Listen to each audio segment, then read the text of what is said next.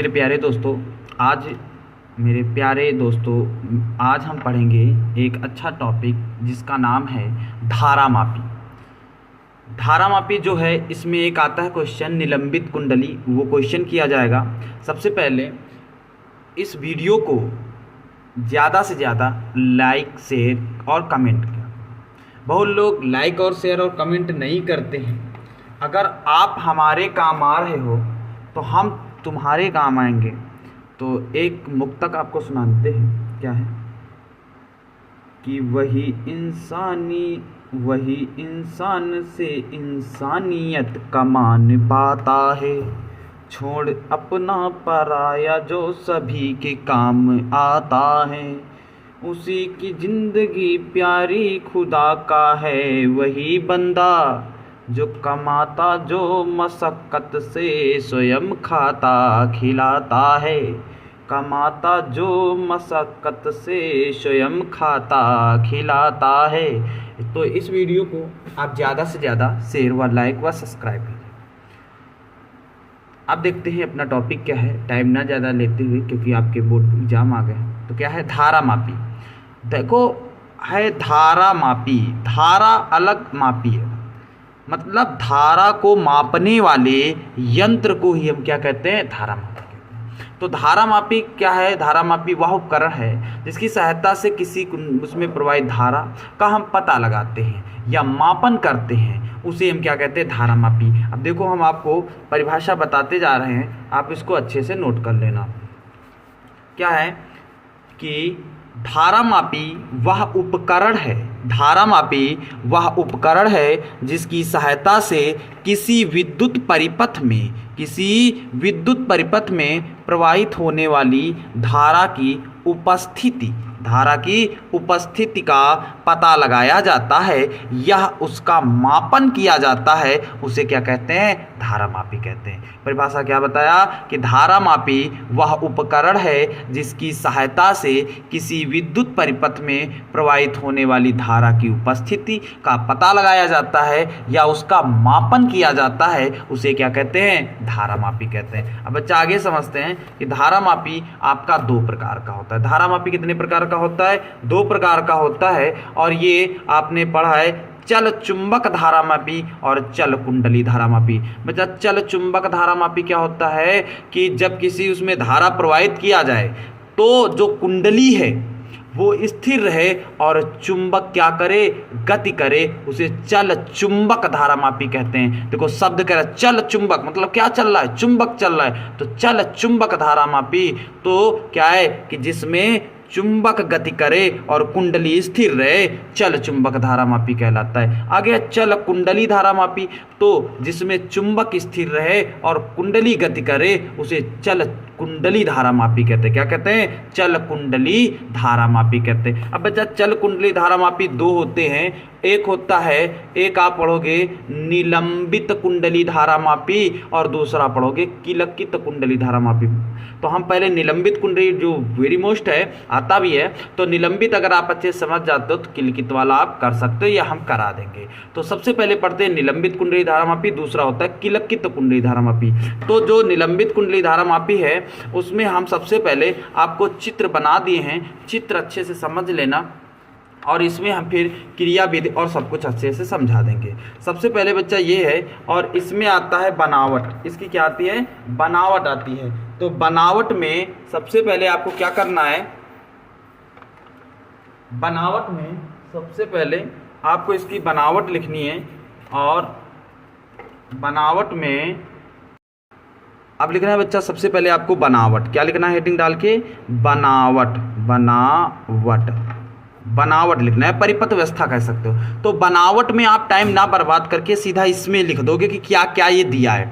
बस आप थ्योरी में नहीं केवल पॉइंट बता दोगे। जैसे बच्चा यहाँ पर ए है, जो ए आपका है,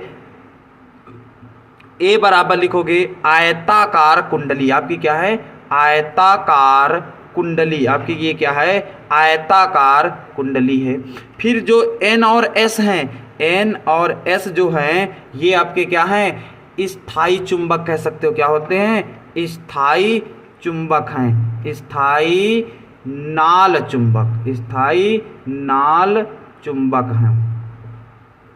अब आता है बच्चा आपका ये सी, जो सी है ये नर्म लोहे की क्रोड है, नर्म लोहे की क्रोड, समझ में आ रहा है, नर्म लोहे की क्रोड है, नर्म लोहे की क्या है, क्रोड है। फिर ये हो गया।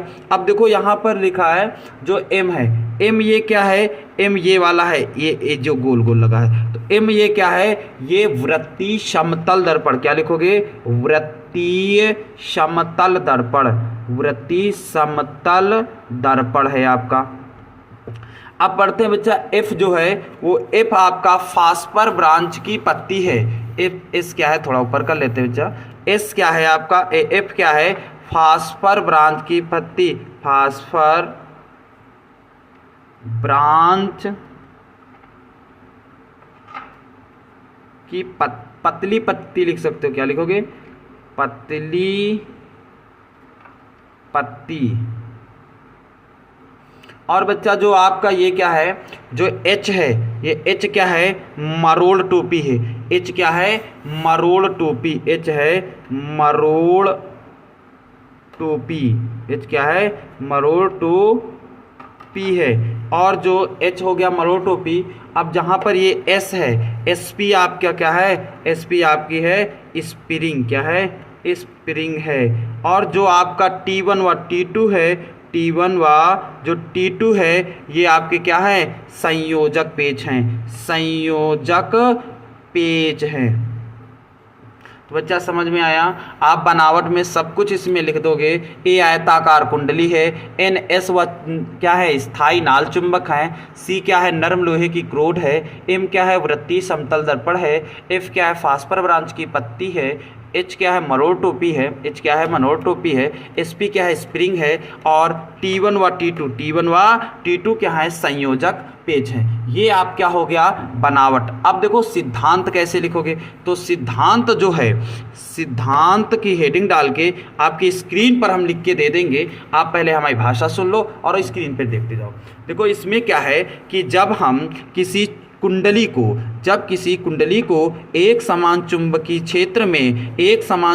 क्षेत्र में स्वतंत्रता पूर्वक लटकाते हैं तथा उसमें विद्युत धारा प्रवाहित करते हैं, तो इस पर एक बल युग्म कार्य करने लगता है, जो कुंडली को क्या कर देने लगता है, विक्षेपित करने लगता है। और कुंडली क्या हो जाती है, जब विक्षेपित हो जाती है तो इस कुंडली पर क्या हो जाता है, विक्षेपक बल आघूर्ण उत्पन्न हो जाता है। विक्षेपक बल आघूर्ण उत्पन्न होने के कारण फास्फर ब्रांच की पत्ती में ऐंठन उत्पन्न हो जाती है, जिससे फास्फर ब्रांच की पत्ती में ऐंठन बल युग्म का आघूर्ण उत्पन्न हो जाता है। और जब ऐंठन बल युग्म आघूर्ण और विक्षेपक बल युग्म आघूर्ण दोनों के मान क्या हो जाते हैं, बराबर हो जाते हैं, तो यह संतुलित हो जाती है और ये पद क्या हो जाती है, और ये जो इसकी गति है, मतलब ये ऐंठन है, ये क्या हो जाती है, रुक जाती है। इतना आपको लिखना है। किस में लिखोगे, ये आपको लिखना है सिद्धांत में। अब देखते हैं क्रियाविधि। क्रियाविधि कैसे करोगे, क्रियाविधि में आप सबसे पहले बच्चा, क्रियाविधि आपको हम इसमें समझा दे रहे हैं। आप लिखोगे क्रियाविधि,